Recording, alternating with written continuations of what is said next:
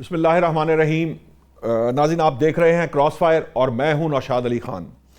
ناظرین، امریکہ نے 21 اگست تک جو ایران کے لیے ایک جنرل لائسنس جاری کر دیا ہے، جس کے تحت اب ایران جو ہے کیوبا اور شمالی کوریا اس طرح کے چند ممالک کے علاوہ پوری دنیا کو اپنا تیل بیچ سکے گا۔ یہ جو پیٹرولیم مصنوعات بیچنے سے جو فائدہ ہوگا وہ کس حد تک اس کی معیشت کو سٹرونگ کر سکتا ہے، اس کے ساتھ ساتھ اس کے جو منجمد اثاثے ہیں جو کہ $100 ارب کے لگ بھگ ہیں، اور اس میں سے $24 ارب ایران یہ ڈیمانڈ کر رہا ہے، مطالبہ کر رہا ہے کہ فوری طور پر ڈی فریز کیے جائیں، لیکن اس میں سے تقریباً 6 ارب، پہلے 12 ارب کی بات ہو رہی تھی، اب $6 ارب کے اثاثے جو ہیں وہ فوری طور پر ڈی فریز کرنے کی بات ہو رہی ہے۔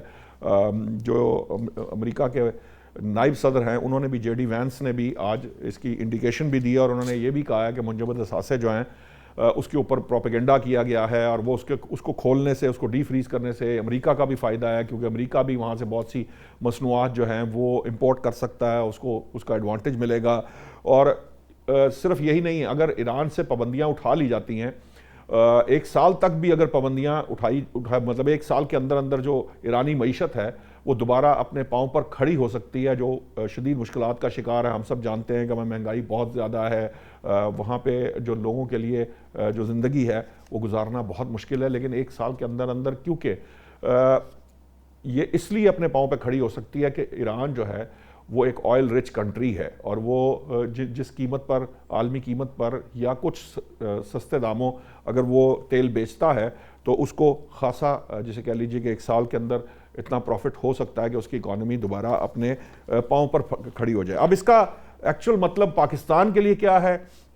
کیا پاکستان جو ہے وہ فوری طور پر ایمرجنسی یا ہنگامی بنیادوں پر ایران سے تیل جو ہے وہ لے سکتا ہے؟ ویسے تو آپ کو پتہ ہے، میں اور آپ سب جانتے ہیں، اگرچہ کہ ہمارے حکمران جو ہیں وہ یہ کہتے ہیں کہ اس تیل کو ریفائن نہیں کیا جا سکتا، ہماری ریفائنریز کو کام کرنا پڑے گا، اس کے اندر کچھ تبدیلی کرنی پڑے گی، وہ بہت اچھا تیل ریفائن نہیں کر سکتے اس وقت ایرانی تیل کو، حالانکہ یہ ایرانی تیل جو ہے یہ سمگل ہو کے ہمارے لاہور تک کے پیٹرول پمپوں پہ بکتا رہا ہے ایک وقت کے اندر۔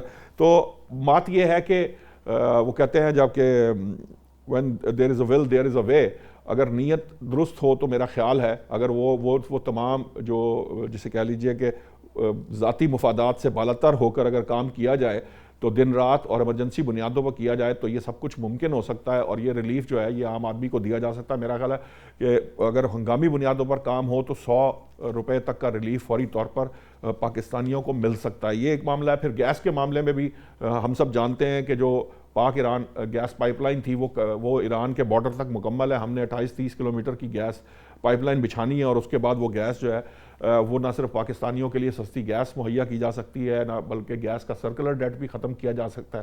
اب معاملہ یہ ہے کہ بعض لوگ یہ کہتے ہیں کہ چونکہ IPPs جو ہیں وہ ایک علیحدہ سے کانٹا ہے جو ہمارے دل میں چبھا ہوا ہے ایکچولی، اور اس کی تکلیف جو ہے وہ ہر پاکستانی محسوس کرتا ہے، باوجود اس کے کہ جس وقت جنگ لگی تھی اس وقت یہ کہا جا رہا تھا کہ اگر کابینہ چاہے اور کوشش کرے تو یہ اس کو ڈیجورے کر کے اس کو سیٹ اسائیڈ کیا جا سکتا تھا، ان معاہدوں کو باہر تھا، اور وہ نہیں کیا گیا۔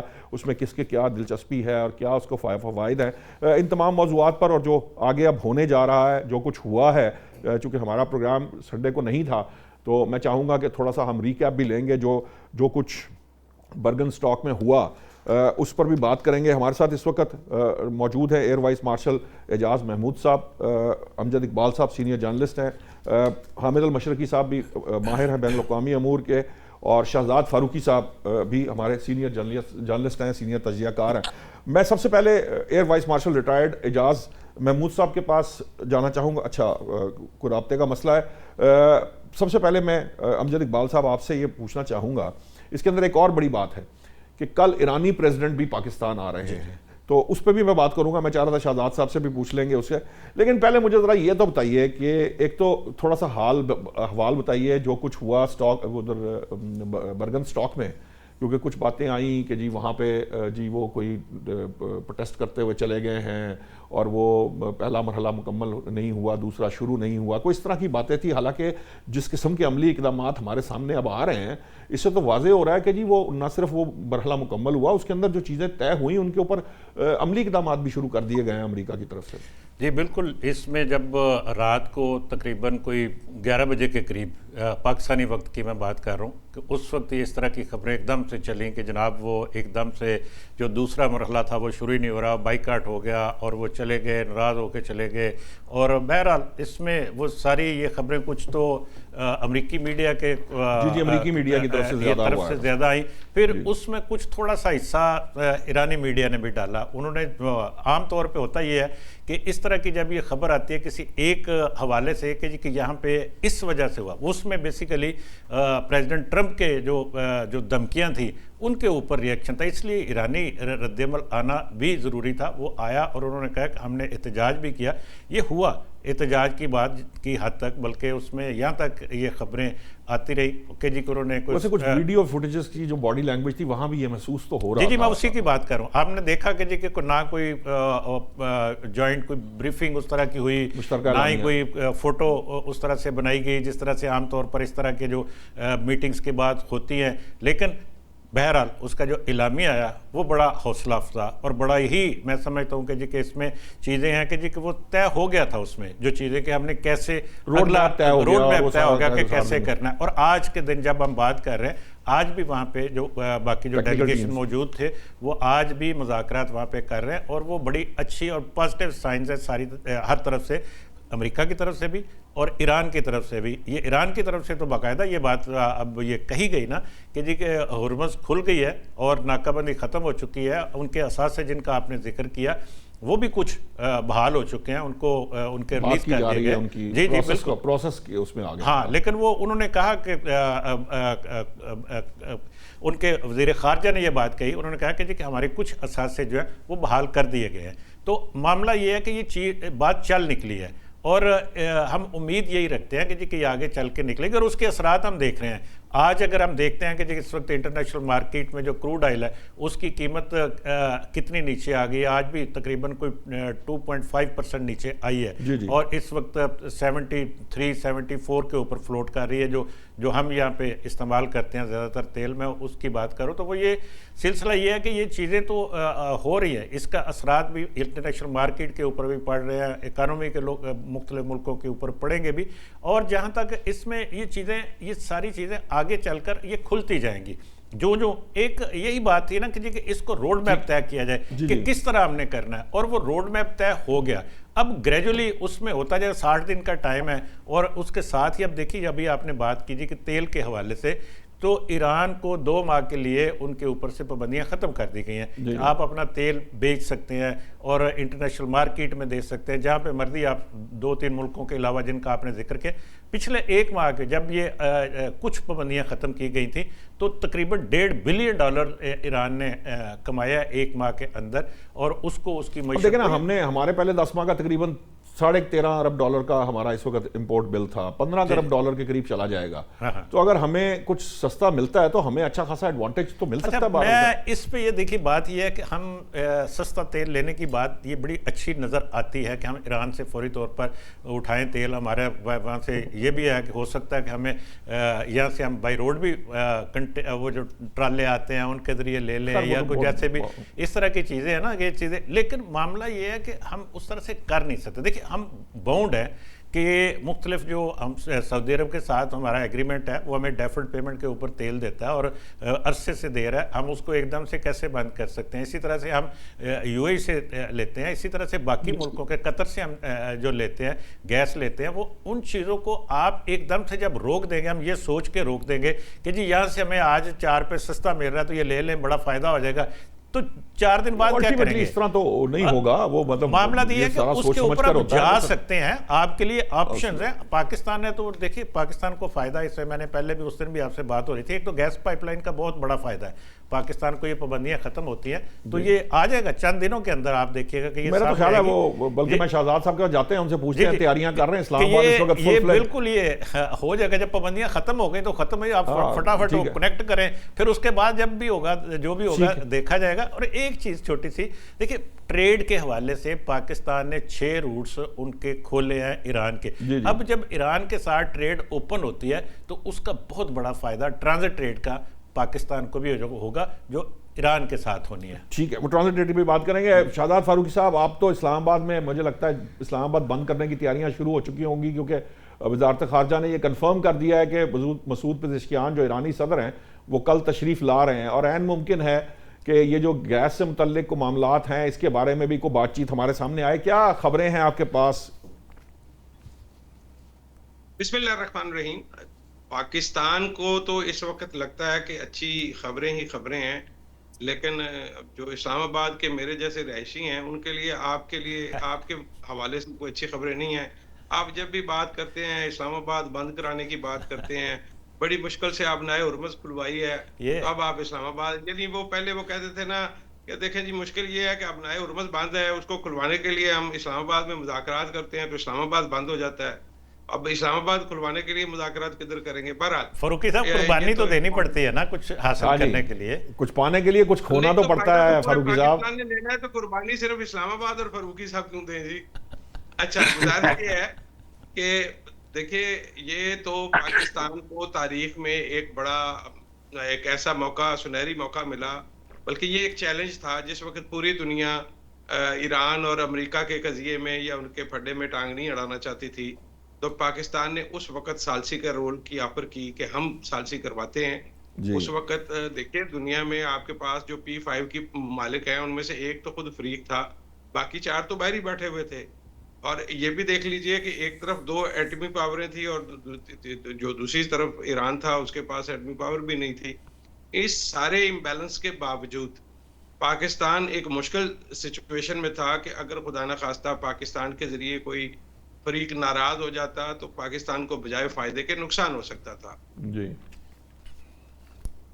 Especially chief of defence staff general Asim Munir کی میں سمجھتا ہوں کہ دور اندیشی کے باعث ایسا کوئی موقع نہیں آیا، اور ہم نے اس چیلنج کو ایک اپرچونٹی میں چینج کیا. سفارتی سطح پر پاکستان کا جھنڈا پوری دنیا پر جو ہے وہ لہرا رہا ہے، اور اب یہ ایران کے صدر اگر یہاں تشریف لاتے ہیں اور پاکستان کے اور جو گیس پائپ لائن کے معاملات ہیں، اور ابھی جیسے ہم جیسا فرما رہے تھے کہ پیٹرول، دیکھیں مسئلہ یہ ہے کہ پیٹرول تو ابھی بھی آ رہا ہے گاڑیوں کے اوپر، لیکن بس یہ ہے کہ وہ ہمیں اس کی کسٹم ڈیوٹی نہیں ملتی. اب اگر اس کو ہم باضابطہ کر لیں گے تو ہمارے لیے اچھا ہو جائے گا کہ بہتر پیٹرول بھی ملے گا، تھوڑا سستا بھی ہو سکتا ہے، چونکہ آپ کو اس کا اس طرح سے جو ہے وہ فریٹ نہیں پڑے گا. تو پاکستان کے لیے تو اچھی خبریں ہی ہیں. اور کل شام کو، ابھی ویسے کنفرم کچھ نہیں ہے، یہ امکان کبھی ہے اور اس حوالے سے اسلام آباد میں ہل جل بھی نظر آ رہی ہے، لیکن تو میرا خیال ہے کہ رات کو کسی وقت یہ کنفرمیشن ٹائمنگ کی اور شیڈیول اس کا جب موصول ہو جائے گا تو اس کے بعد ہم اس پہ تبصرہ تفصیلی کر پائیں گے کہ اس کا ایجنڈا کیا ہے اور اس میں کیا کیا دیکھنے کو مل سکے گا. ٹھیک ہے. حامد المشرقی صاحب، آپ تو ماشاءاللہ سے پلس آپ کے ہاتھ میں ہے، آپ دنیا بھر کے جو ممالک ہیں ان کے ساتھ آپ کا آنا جانا بھی ہے، وہاں دوست احباب بھی ہیں، پاکستانی بھی ہیں، ایکسپیرٹس بھی ہیں، ان سے آپ کا رابطہ رہتا. کیا ایک تو سینٹیمنٹ ہے اوورال، وہ ضرور میں چاہوں گا کہ آپ بیان کریں، اور پھر ساتھ ساتھ یہ بتائیں کہ یہ جو جن سینکشنز کی اب بات کی جا رہی ہے جو لفٹ کی جائیں گی، اس کا ایرانی اکانومی پہ کیا اثر پڑے گا؟ اور آج تو JD Vance کہتے ہیں کہ امریکہ بھی اس سے جو ہے نا وہ جو اس کو بھی فائدہ ہوگا. بہت شکریہ نوشاد صاحب. پہلی بات تو یہ کہ میں سمجھتا ہوں کہ جیسے پاکستان میں، اسی طرح پاکستان سے باہر اوورسیز پاکستانی جو ہیں، میں ان کو بھی دیکھ رہا ہوں کہ بہت خوش ہیں، اور اس بات پہ میں کہوں گا کہ کریڈٹ دے رہے ہیں فیلڈ مارشل صاحب کو، پرائم منسٹر کو، کہ یہ ایک ایسی بڑی ڈپلومیٹک فتح ہے پاکستان کی جس نے ایک بار پھر، میں کیونکہ کمپیریزن ہمارے مشرقی ہمسائے سے کرتا ہوں جس نے ہمیں ہمیشہ نیچا دکھانے کی کوشش کی، تو اللہ تعالیٰ کی طرف سے آج جہاں پر ہم کھڑے ہیں ادھر انڈیا میں ایک طرح سے صفحہ ماتم ہے، اور وہی صورتحال یہاں پر بھی ہے کہ ان کے لیے کہ پاکستان کو اللہ نے اتنی عزت دی کہ دنیا کی ایک تو تیسری عالمی جنگ رکوائی، دوسری بات یہ کہ آج امریکہ بھی پاکستان کی بات سن رہا ہے، بلکہ پاکستان سے ڈکٹیشن لے رہا ہے. اگر میں آپ کو سچ بتاؤں تو ادھر جو ہے برگن اسٹاک میں تو مجھے ایسے لگ رہا تھا جیسے JD Vance فیلڈ مارشل صاحب سے پوچھ رہے ہیں کہ جی کی کرنا ہے آگے. تو یہ ایک بڑی پازیٹیو چیز نظر آئی. ایک چیز بڑی امپورٹنٹ ہے، وہ یہ ہے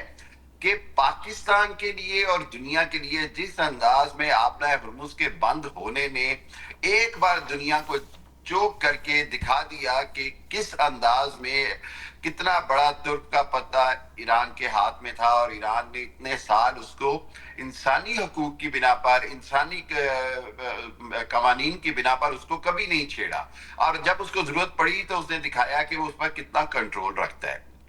اور اسی کے نتیجے میں آج دنیا نے امریکہ پر بھی دباؤ ڈالا، پوری دنیا کی اکانومی، اسٹاک ایکسچینج، سب نے، کہ بھائی اس کو ہر صورت کھلواؤ۔ تم نے اپنی جنگ کے چکر میں اسرائیل کے چانسے میں آ کر جو جس دلدل میں تم پھنسے ہو، باقی دنیا کو کیوں پھنسا دیا ہے؟ کیونکہ ورنہ اسرائیل نے تو غزہ میں اپنی تباہی کی ہے، وہاں تو دنیا نے کچھ نہیں کیا، کیونکہ وہاں پر کوئی آبنۂ ہرمز نہیں تھی، کوئی تیل کی سپلائی بند نہیں ہو رہی تھی، کوئی فرٹیلائزر فوڈ چین کا کرائسس نہیں تھا۔ تو بدقسمتی سے حقیقت تو یہ ہے کہ دنیا جو ہے وہ اسی میں سمجھتا ہوں کہ پیرائی پہ کھڑی ہے کہ جہاں پر طاقتور اپنا کوئی نہ کوئی کارڈ یوز کر کے پھر ہی دنیا سے اپنی بات منواتا ہے۔ ایران کی بھی یہی فتح ہوئی۔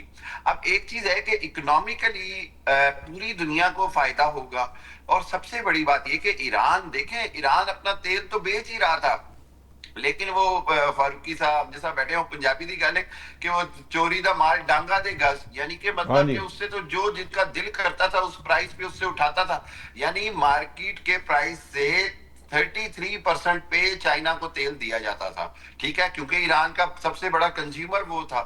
اسی طرح اور بہت سارے معاملات تھے۔ اب یہ ہے کہ پاکستان کا تو ہے ہی ہے فائدہ۔ سب سے بڑی بات یہ کہ Iran Pakistan gas pipeline active ہو جائے، اس سے پاکستان کی معیشت کو بہت بڑا فائدہ ہے۔ پیٹرو ڈالر کے اوپر جو ہمارا انحصار ہے، جو ہماری اکانومی کا 12 ارب ڈالر کا پیٹرول ہم خریدتے ہیں، اس میں ہمیں بڑی ریلیکسیشن ہو سکتی ہے۔ اس کے علاوہ پرائسنگ میں ریلیکسیشن ہو سکتی ہے۔ اس کے علاوہ ہمارا جو انڈسٹریل یونٹ، جو ہمارا انرجی کرائسس ہے، اس کو ہیلپ آؤٹ ہوگا۔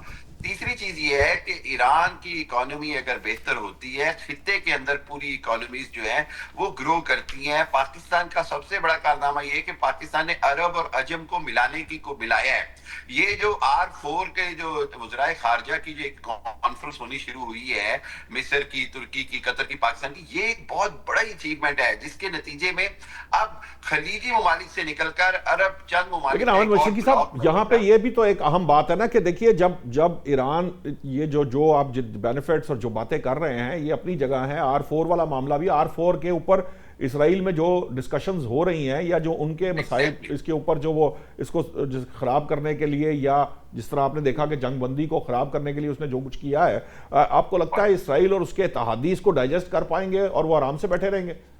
میں سمجھتا ہوں شاہ صاحب، اسرائیل کی تاریخ میں اسرائیل پہلی بار اتنا آئسولیٹڈ ہوا ہے، جہاں پر مغرب خاموش ہے، اگر اس کے خلاف نہیں کھڑا تو اس کا ساتھ نہیں دے رہا۔ امریکہ جو ہے وہ پبلکلی اس وقت سمجھتا ہے کہ اسرائیل اس کے لیے لائبلٹی ہے، گو کہ امریکہ کے اندر اسرائیلی لابی، یہودی لابی اتنے آرام سے امریکہ کی جان نہیں چھوڑے گی، بلکہ ان کا کنٹرول رہے گا۔ اسی لیے صدر ٹرمپ جو ہے وہ JD وینس جو ہے وہ ذاتی طور پر نیتن یاہو کو شخصی طور پر نشانہ بنا رہے ہیں۔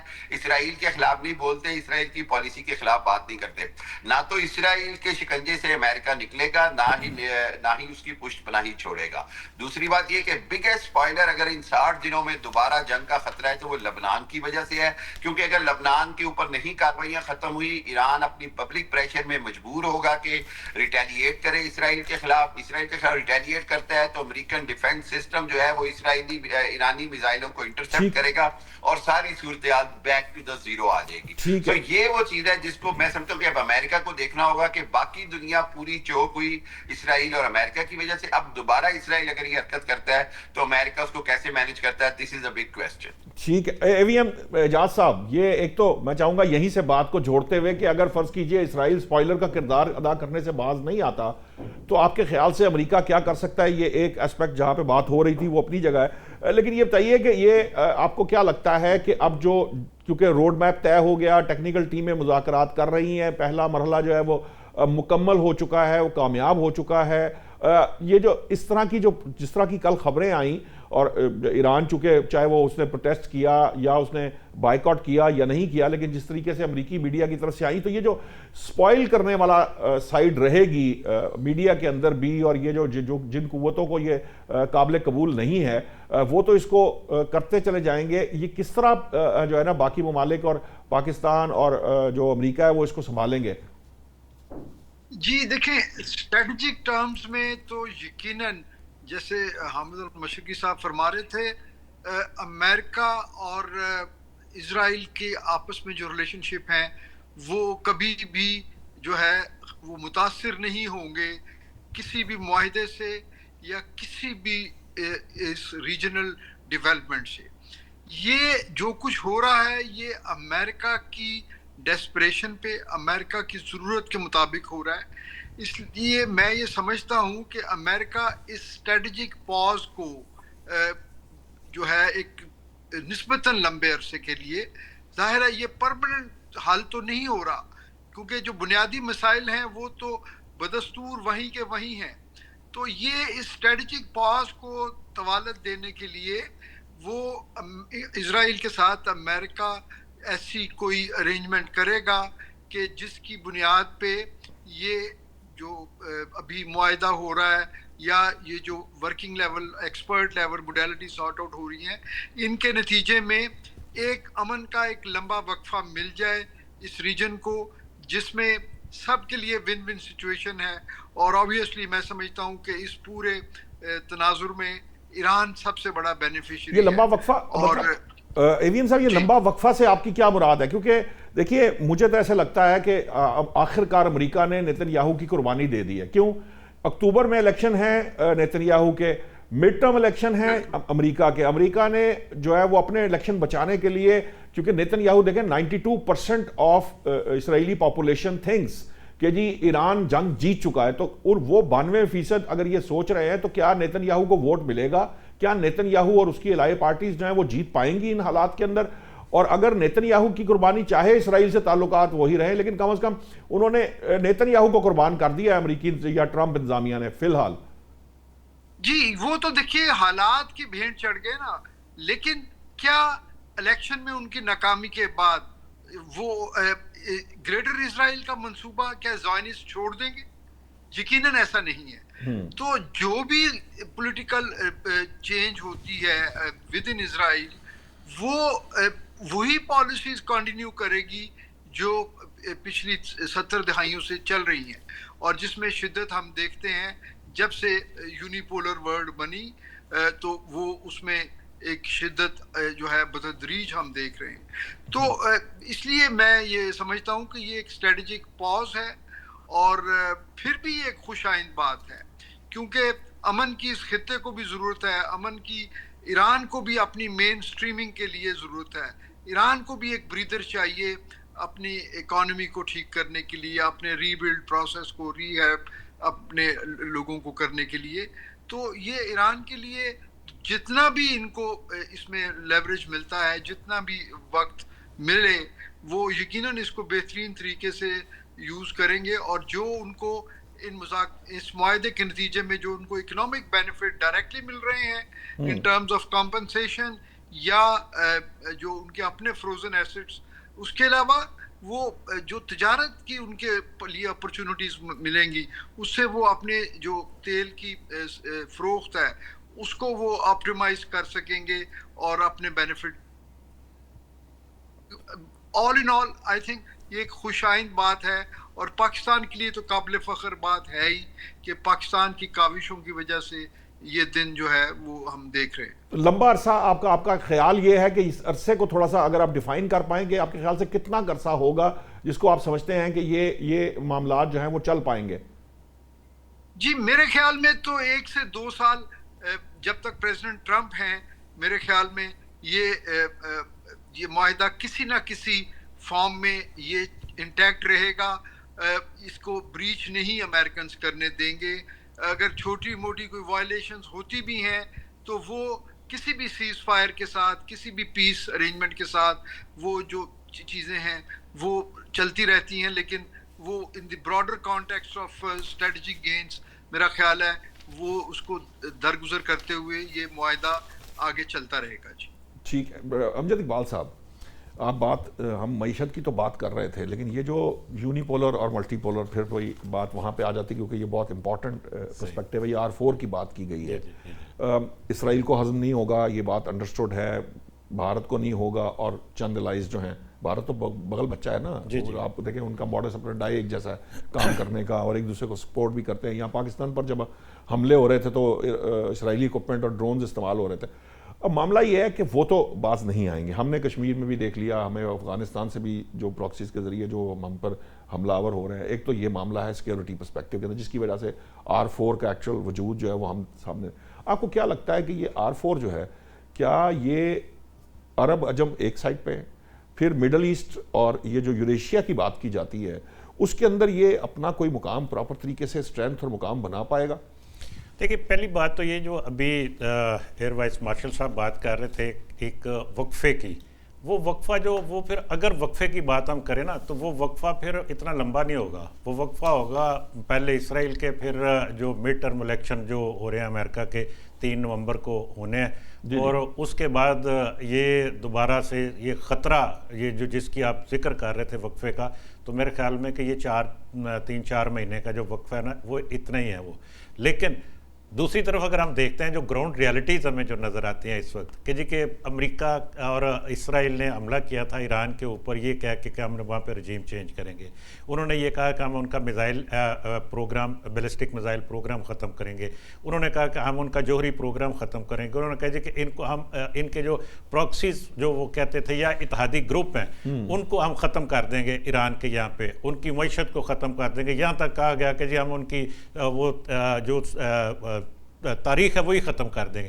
تو یہ چیزیں کچھ بھی نہیں ہو سکا اس میں سے, اور اس میں سے اس وقت یوں محسوس ہوتا ہے جیسے ابھی سارے بات بھی کر رہے ہیں کہ ایران تو اس میں ہمیں خود اسرائیلی یہ کہہ رہے ہیں کہ اس جنگ میں ایران جیتا ہے, اور اس میں سے امریکہ نکلنے کی کوشش کر رہا ہے. پہلی بات تو یہ ہے کہ یہ ذہن میں رکھیے کہ یہ امریکہ کے بھی ذہن میں ہوگا کہ اگر ہم اس کو ایز بریک لیتے ہیں, ایز وقفہ لیتے ہیں, تو اس کے بعد کیا ایسا ہو جائے گا ایران کے اندر کہ جب کہ ان کو بھی وقفہ یہ صرف ان کے لیے نہیں ہے, یہ ایران کو بھی تو سنبھالنے کے لیے ایک وقفہ ہے نا ان کے اپنے, اور پھر ان گروپوں کے لیے. ابھی دیکھیں آج وہاں سے یہ کہا گیا اسرائیل کو کہ لبنان سے اپنے ٹروپس جو آپ کے اندر آئی ہوئی تھی فوجیں ان کو واپس لے جاؤ اور اس لائن سے پیچھے لے جاؤ کہ جس کو آپ یلو لائن اس کو وہ جتنے پرسنٹ انہوں نے قبضہ کیا ہے وہ چھوڑ دیں, پیچھے لے جائیں. اور اس کے اوپر اسرائیل نے مزاحمت ضرور ہو رہی ہے لیکن انکار نہیں کیا. اور دوسری بات یہ کہ کل سے جب یہ سلسلہ ہوا تھا اس کے بعد سے وہاں پہ کچھ نہیں ہوا. چھوٹے موٹے جس طرح سے آپ کہہ سکتے ہیں وہ ہو بھی سکتا ہے, لیکن اس میں صرف اسرائیل کی طرف سے نہیں ہو سکتا ہے, وہاں پہ کچھ ایسے گروپس بھی موجود ہوں جو حزب اللہ کے اندر بھی ہو سکتے ہیں, وہ ان کے اندر بھی جب اس طرح کی بات چیت ہوتی ہے تو ٹائم لگتا ہے اس کو سیٹل ڈاؤن ہونے میں, چیزوں کو کنوے کرنے میں. چیزوں کو جب سیٹل کرتے ہیں تو پھر اس کا مطلب یہ ہے کہ یہ چیزیں اب اتنی آسانی کے ساتھ نہیں, اور اس کے ساتھ ساتھ جیسے جب آپ R4 کی بات کرتے ہیں, جب آپ ان کی یوریشیا کی بات کرتے ہیں, جب آپ باقی جو اس علاقے میں جو ریجنل جتنی بھی ایکٹیویٹیز ہو رہی ہیں اس وقت وہ کوئی ڈھکی چھپی نہیں ہے. اس وقت آپ ایران کو چائنا کے ساتھ جس طرح سے ہم ان حالات میں بھی جب ایران کے اوپر پابندیاں تھیں اور چائنا ان سے آئل خرید رہا تھا, رشیا کے ساتھ اس کے وہ ان کا ڈرون کا, ان کے باقی میزائل کا پروگرام کا سارا تعاون بھی جاری تھا. تو یہ اب جب کھلتی ہیں تو اس کا مطلب یہ ہے کہ ایران تو مزید مضبوط ہو جائے گا. نہ صرف ایران مضبوط ہو جائے گا بلکہ اس ریجن میں جو باقی ملک جو اس وقت کر رہے ہیں نئی صف بندی جس کو آپ کہتے ہیں, ہم اس کو یہ اگر لفظ استعمال کر لیں جیسے آپ یونیپولر کا لفظ استعمال کریں, ملٹی پولر کا مقصد لفظ استعمال کرتے ہیں, تو اب تو 3-4 گروپس ایسے ہمیں اس طرح نظر آتے ہیں. پاکستان بھی بطور مڈل پاور سامنے آ چکا ہوا ہے, اور پاکستان صرف اکیلا نہیں ہے. ابھی R4 کا آپ نے ذکر کیا, پاکستان کے ساتھ سعودی عرب, ابھی اس طرح کی خبریں آ رہی ہیں کہ قطر بھی اس ایگریمنٹ میں شامل ہو سکتا ہے آگے چل کر. تو پھر ان ساری صورتحال کو دیکھتے ہوئے یہ جو ریجن ہے ہمارا جو خطہ ہے اس میں صرف ایک اکیلا ملک رہ جائے گا, اس کا نام اسرائیل ہے. اور اس کے ساتھ اگر انڈیا کے ساتھ کوئی الائنس ہوتا ہے, ان دونوں کو آپ یہ آپس میں جو مرضی وہ کرتے رہیں, ایک دوسرے کے ساتھ تعاون بھی کریں. ابھی ٹرمپ نے تو ابھی 2 دن پہلے یہ بات کہی نا کہ میں آپ کے ساتھ جو کچھ ہوا پھر بچاؤں گا, یہ کروں گا وہ, کہ اس کا مطلب یہ ہے کہ وہ پھر اس کے سامنے بیٹھ کے یہ بات کر رہے تھے کہ جی آپ کو مار پڑی تھی اور پھر پڑ سکتی ہے. ہاں جی ٹھیک ہے, اس کا مطلب تو یہی ہے نا. تو پھر پاکستان کو جب ہم کہتے ہیں کہ اس علاقے میں اس وقت ایک جو ملٹری طاقت ہے اور تسلیم کر لیا گیا جنوبی ایشیا کے اندر. تو اب وہ جو چودھری وہ بننا چاہتا تھا وہ پاکستان بن چکا ہے نا. تو پھر پاکستان کے لیے تو یہ اس میں بہت سارے آپشنز ہیں اس وقت. یہ گروپنگ نہیں ہو رہی ہے, اس میں چائنا کے ساتھ اچھے تعلقات, بہت اچھے تعلقات, ایران کے ساتھ بہت اچھے تعلقات, سعودی عرب کے ساتھ, اب باقی مصر کے ساتھ, ترکیہ کے ساتھ, اب رشیا کے ساتھ بہت اچھے. ایون کہ آپ کو یاد ہوگا کہ کچھ دن پہلے جب روسی صدر کے ساتھ اس طرح کا ایک سوال کیا تھا تو اس نے شٹ اپ کال دی تھی پاکستان کے خلاف. ایسے ہی ہوا تھا, تو پاکستان کے فیور میں بات کی تھی. تو یہ چیزیں ہمیں یہ بتا رہی ہیں کہ یہ اتنا آنے والے وقت میں ہر گزرتا لمحہ نو ڈاؤٹ وہ پلاننگ کریں گے. انہوں نے کرنی تو ایک شکست ہے نا جو ان کے آج کی جو اگر ان کی فتح ہوتی تو اس وقت ٹرمپ کی پاپولیرٹی تو بہت اوپر جا رہی ہوتی. اب تو وہاں پر اب ان کے اپنے تمام جو تھنک ٹینکس ہیں, انٹلیکچوئلز ہیں, فورسز کے لوگ ہیں, وہاں کے جو پولیٹیشینز ہیں, سب تسلیم کر چکے ہیں. وہ ان کو شکست کو اب آہستہ آہستہ انہوں نے ڈائجسٹ کر. لیکن 65 میں ہم نے ان کو شکست دی تھی, 71 میں انہوں نے ہمیں بہت برے طریقے سے جواب دیا تھا بنگلہ دیش کی شکل میں. تو وہ یہ جو معاملات ہیں, یہ جو انٹرنل سیکیورٹی سے جڑے ہیں, جہاں پر ایکسپلوئٹ کیا جاتا ہے ایکچولی, یعنی آپ کی کمزوریوں سے فائدہ اٹھانے والا معاملہ نا, اس کے اوپر میں چاہوں گا کہ جب واپس آتے ہیں میں صرف ایک فکرہ صرف اس وقت پاکستان اکیلا تھا, ٹھیک ہے, اور آج ایران اکیلا نہیں ہے. یہ بات ذہن میں رکھیے, کیونکہ ایران کے خلاف ہی انہوں نے کرنا, پاکستان کے ساتھ تو ہے. ایران اس وقت اکیلا نہیں ہے. باقی آپ سمجھ ٹھیک ہے. نہیں, میں انڈیا کے پرسپیکٹو میں جو بات کر رہا تھا کہ وہ اس کے حوالے سے پاکستان بھی اکیلا نہیں ہے. جی, میں چاہوں گا کہ شہزاد فاروقی سے واپس آتے ہیں نا, تو پوچھتے ہیں کہ بھارت جو ہے, چونکہ ہم سب جانتے ہیں کہ وہ سازش کرنے سے باز نہیں آئے گا, ڈائجسٹ تو ہو ہی نہیں سکتا ان کو, انہوں نے کبھی تسلیم ہی نہیں کیا پاکستان کو, تو یہ کیسے ہو سکتا ہے کہ وہ جو ہے وہ پیچھے رہے. تو اس کے لیے پاکستان اپنے انٹرنل معاملات, اپنی انٹرنل چیزوں کے اوپر کس طرح سے کہے گا, کیونکہ اگر کمزوری نہیں ہوگی تو پھر ایکسپلائٹ بھی نہیں ہو سکے گی. کمزوری کو ہمیں دور کرنا ہے, اپنی تمام تر انٹرنل کمزوریوں کو, اس پہ ہمیں کیا کرنا چاہیے اس پہ بات کرتے ہیں. لیکن پہلے لیتے ہیں ایک بریک. ویلکم بیک ناظرین. بریک پہ جانے سے پہلے بات ہو رہی تھی ہمارے پاکستان کے ازلی دشمن کی, کیونکہ اسے اس وقت بہت سی چیزیں جو ہیں وہ ہضم نہیں ہو رہی ہوں گی, خاص طور پر پاکستان کا جو یہ بلند ہوتا مقام ہے, یہ تو اسے ایک آنکھ نہیں بھائے گا. دنیا ویسے تو طاقت کی زبان سمجھتی ہے, یہ بات پاک ایران پاک بھارت جنگ میں بھی ہمارے سامنے نظر آئی تھی, اور ہمیں امریکہ, اسرائیل اور ایران جنگ کے دوران بھی ہمیں یہ بات سمجھ میں آئی کہ جس کے ہاں اپنے آپ کو بچانے کی طاقت ہے اور اپنے آپ کو ثابت کرنے کی طاقت ہے, وہی جو ہے نا دنیا اسی کو تسلیم کرتی ہے. ادروائز پھر افغانستان یا وینزویلا جیسا حال کر دیتی ہے, امریکہ چاہے تو یہ کر دیتا ہے. لیکن اس کے ساتھ ساتھ یہ اہم ہے کہ جب بھارت ہمارے سر پر ہے, افغانستان کے تھرو وہ کام کرتا ہے, کشمیر میں بھی جو کچھ ہوا ہم نے پچھلے دنوں دیکھا, ان حالات میں شہزاد فاروقی صاحب جو حکومت ہے اس کو کیا اسٹریٹجی اپنانی چاہیے؟ کیا طاقت جو ہے وہی زبان جو ہے وہ انٹرنل معاملات میں بھی کیا وہ چل سکتا ہے, یا انٹرنل معاملات میں ہمیں کوئی دوسری اسٹریٹجی اپنانی ہوگی؟ یہاں پر اس طرح سے کام نہیں چل سکتا جس طرح آپ بین الاقوامی سطح پر چلا لیتے ہیں, کیونکہ وہاں مفادات کی جنگ اور طرح سے ہوتی ہے, یہاں اور طرح سے ہوتی ہے. اچھا, میں آپ کے اس سوال کا جواب دینے سے پہلے ذرا تھوڑی سی 2-4 فکرے میں پچھلے موضوع کے متعلق کہنا چاہوں گا. جی ابھی امجد صاحب نے بھی ایک آئیڈیا دیا, ایک ایئر وائس مارشل صاحب نے بھی اپنا آئیڈیا دیا کہ یہ معاملہ یا یہ انتظام کتنا عرصہ چل سکتا ہے. جی میری گزارش یہ ہے کہ یہ جو معاملہ تھا یہ پلان کر کے, یہ نہیں تھا کہ بھی کچھ 2-3 مہینے کی پلاننگ تھی, 4 مہینے کی پلاننگ تھی. یہ آپ سمجھیے کہ یہ پچھلے 30-40 سال سے اس لمحے کی پلاننگ ہو رہی تھی. انقلاب ایران کے بعد سے آن ورڈ ان کو یہ اندازہ تھا کہ یہاں پہ چیزیں خراب ہو رہی ہیں جو کہ اسرائیل کے حق میں نہیں ہیں, ہمیں یہاں پہ کوئی تبدیلی کرنی پڑے گی. اور یہی وجہ ہے کہ 40 سال تک آپ نے ایران کو پابندیوں کے زیر اثر دیکھا, ان کے جو املاک تھے وہ بھی آپ نے منجمد کیے رکھے. اب جو صورتحال بنی ہے جس کا ساری دنیا اعتراف کر رہی ہے کہ مطلب یہ طاقت کی زبان سے تو منوانے والی باتیں تھی نہیں, اور جیسے ہی صدر ٹرمپ نے مذاکرات کے درمیان بھی دھمکیوں کی بات کی تو وہ فوراً اٹھ کر چلے گئے, جس کا مطلب یہ ہے کہ وہ تو دھمکی میں نہیں آنے والے, وہ دھونس میں نہیں آئیں گے. اچھا, اب 40 سال سے ایک ملک جو تھا وہ پابندیوں کا شکار تھا, اب اس کی پابندیاں ہٹ رہی ہیں, اب اس کو ٹریڈ کی اجازت مل رہی ہے, اس کا تیل بکنے لگے گا, تو وہ فائنانشلی پہلے سے بڑا ویل آف ہو جائے گا. آپ یہ سمجھیے کہ اب ایران جو ہے وہ پہلے سے زیادہ طاقتور ہو گئے. ایک تو اس کا تاثر بہتر ہوا, اوورآل اس کی دنیا میں ساکھ بڑی ہے کہ وہ کسی بھی طاقت کا مقابلہ کر سکتا ہے. مطلب اگر وہ 2 ایٹمی طاقتوں کا سامنا کر سکتا ہے تو وہ کسی کا سامنا بھی کر سکتا ہے. اور یہ 40 سال تک اگر اس نے پابندیوں کا سامنا, تو مجھے نہیں لگتا یہ ٹھیک ہے کہ یہ وقتی طور پہ جو مڈ ٹرم الیکشن ہے اور اسرائیل کا الیکشن ہے وہ ٹھیک ہے، لیکن کیا مطلب ایران میں ایسی کیا جوہری تبدیلی یکدم واقع ہو جائے گی راتوں رات کہ جس کے باعث وہ دونوں ملک مل کے پھر دوبارہ چڑھائی کر دیں گے؟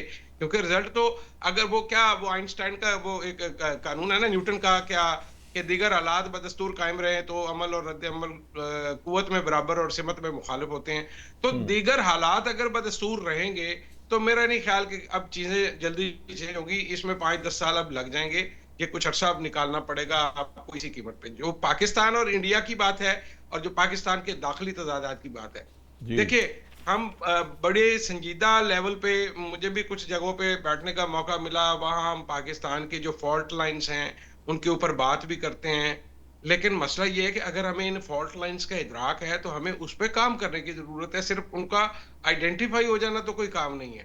اگر آپ کو پتہ ہے کہ صوبائیت آپ کے ہاں مسئلہ ہے، لسانیت آپ کے ہاں مسئلہ ہے، آپ کے ہاں جس بنیاد پر کوئی مسئلہ پیدا ہو سکتا ہے، جس کو ہم 71 کو سامنے رکھ کے دیکھ لیتے ہیں کہ ہم نے چیزوں کو کس طرح سے ٹیکل کیا تھا اور اس کا نتیجہ کیا نکلا تھا۔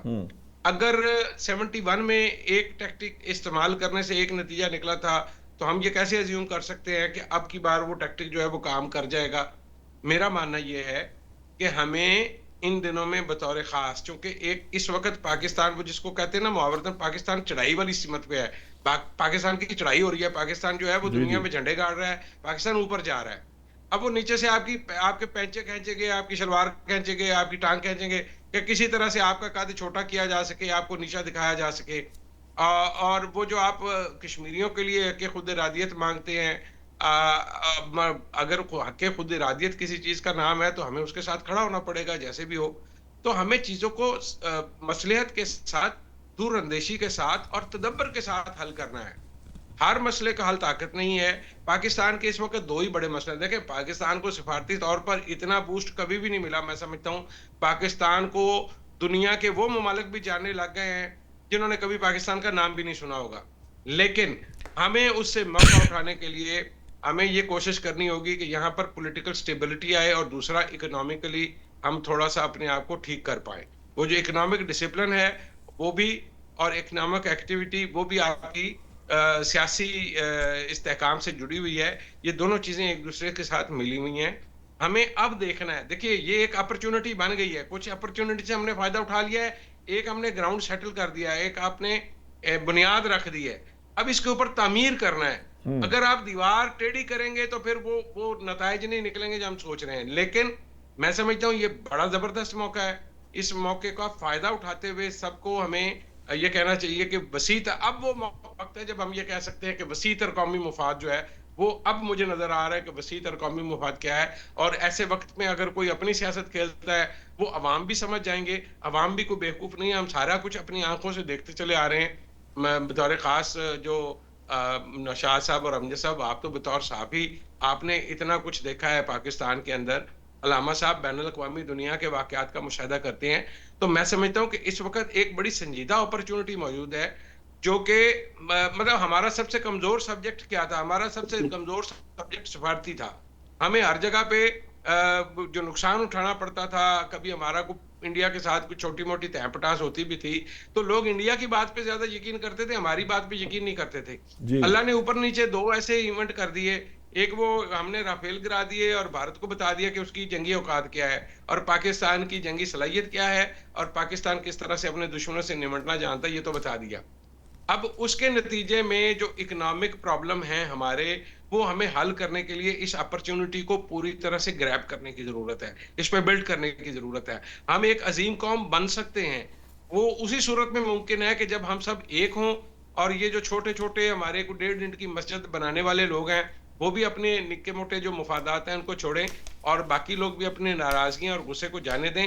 اس سے اچھا وقت آپ کو تاریخ میں کبھی نہیں ملے گا۔ ٹھیک ہے، اب حامد المشرقی صاحب، میں چاہوں گا پہلے یہ اس موضوع پر بھی بات کرنا ضروری ہے، جو باہر بیٹھے ہمارے ایکسپرٹ ہیں، ہمارے دوست ہیں، پاکستانی ہیں، وہ کیا سمجھتے ہیں کہ اس مسئلے کا کیا حل ہے، کیونکہ بہرحال ہمیں یہ اس میں تو کوئی دو رائے نہیں ہے کہ اگر ہمارے ہاں سیاسی استحکام ہوگا تو معاشی استحکام آئے گا، اور معاشی استحکام آئے گا تو میرے جیسے اور امجد اقبال صاحب، آپ تو بڑے آدمی ہیں، آپ تو باہر رہتے ہیں, آپ کے اپنے معاملات ہیں, شاداب فاروقی صاحب جیسے لوگ جو ہیں ان کی زندگی میں کچھ سکھ کا سانس آئے گا.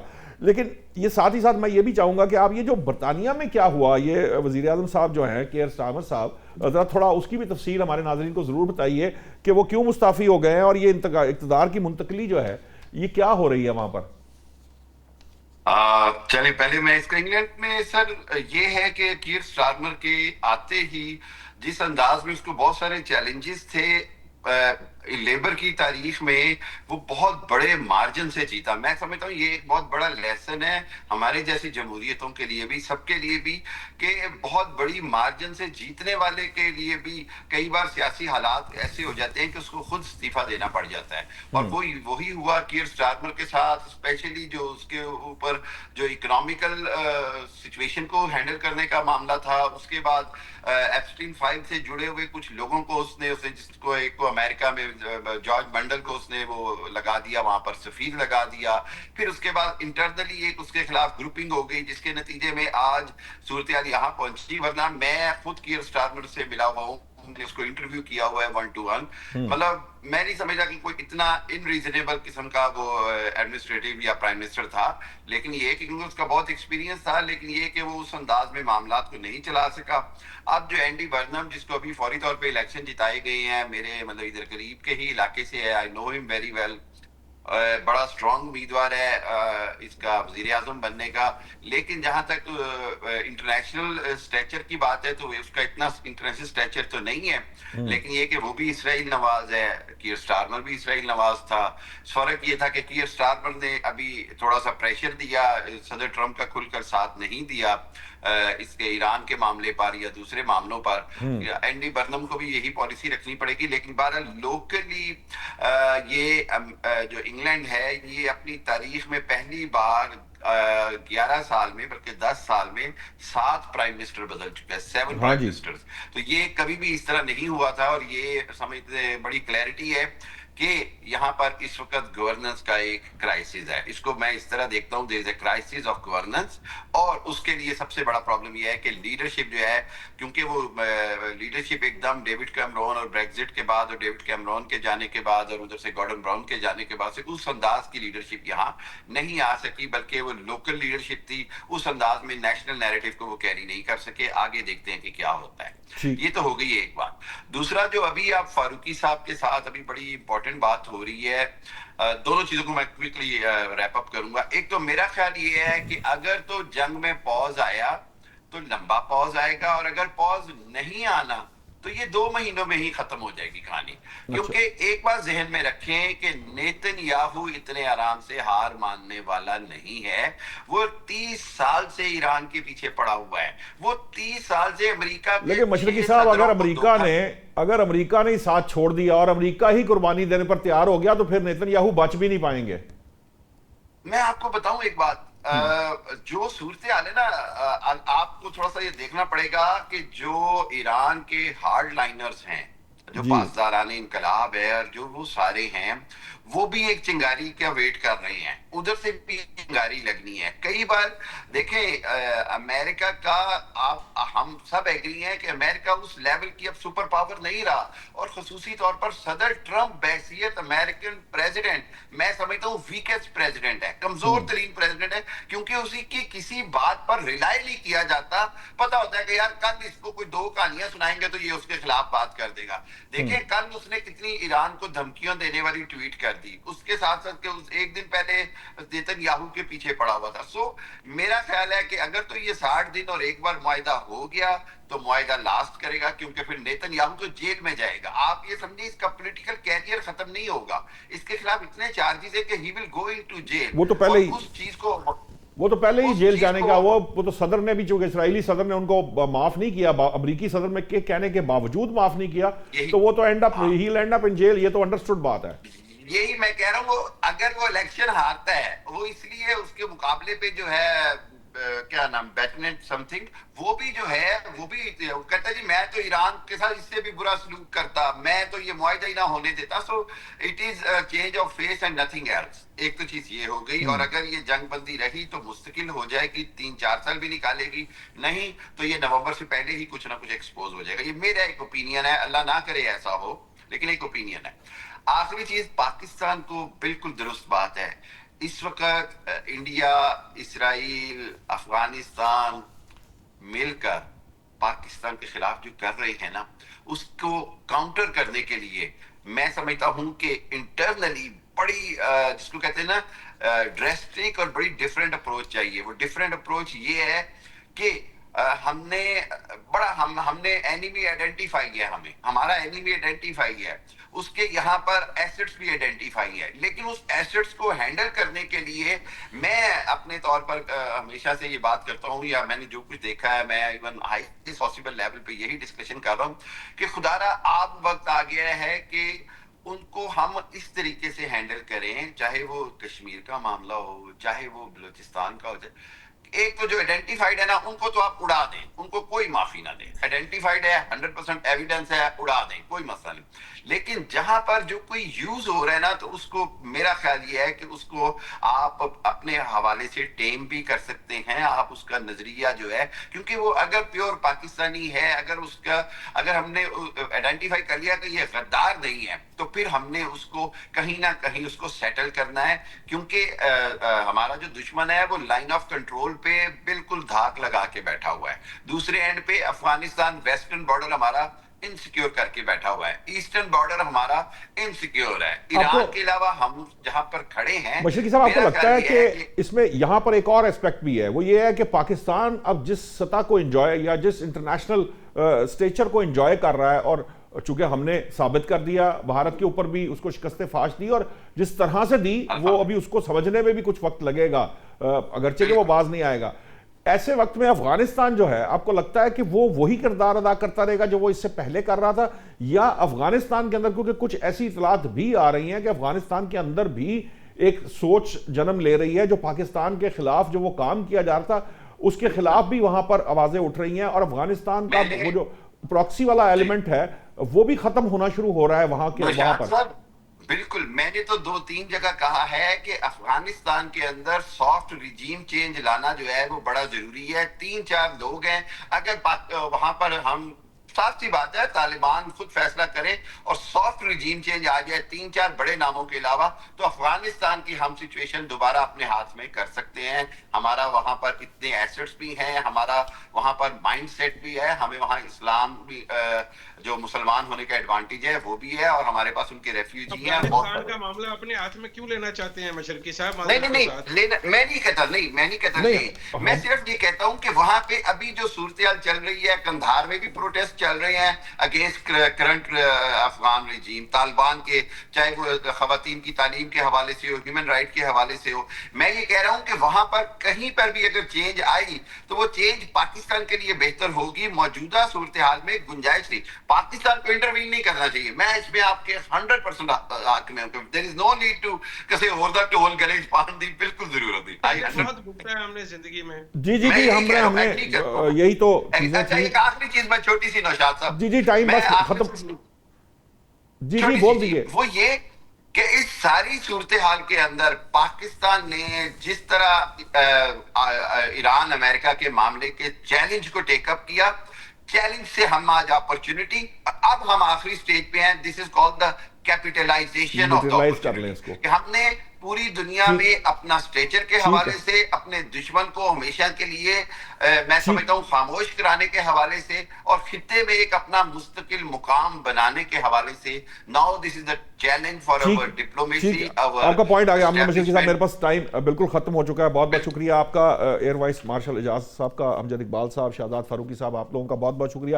لیکن سب سے اہم معاملہ یہ ہے کہ اس وقت پاکستان کے لیے جو اہم ترین چیز ہے وہ یہ ہے کہ جو مقام پاکستان نے حاصل کیا ہے, بائی آل مینز اس کو یہ دھیان رکھنا ہے کہ وہ نہ صرف اس کو جسے کہہ لیجیے بچا کر رکھے, بلکہ اس میں مزید بہتری کے لیے کام کرے. اور اس کے لیے ضروری ہوگا کہ وہ اپنا جو داخلی اتحاد ہے اس پر کام کرے, اس پر زور دے, اور اس کو یقینی بنا لے. اگر ہم متحد ہوں گے, پاکستان کے اندر متحد ہوں گے, تو پھر ہمیں دنیا کی کوئی طاقت جو ہے وہ زیر نہیں کر سکتی. یہ بات ایران نے بھی ثابت کر کے دکھائی ہے, اور ہمیں اب اس معاملے پہ ایران کی تقلید کرنی چاہیے کہ اپنا جو انٹرنل اتحاد ہے اسے یقینی بنانا چاہیے. آج تک کے لیے اتنا ہی. کل نئے موضوعات کے ساتھ حاضر ہوتے ہیں. اللہ نگہبان.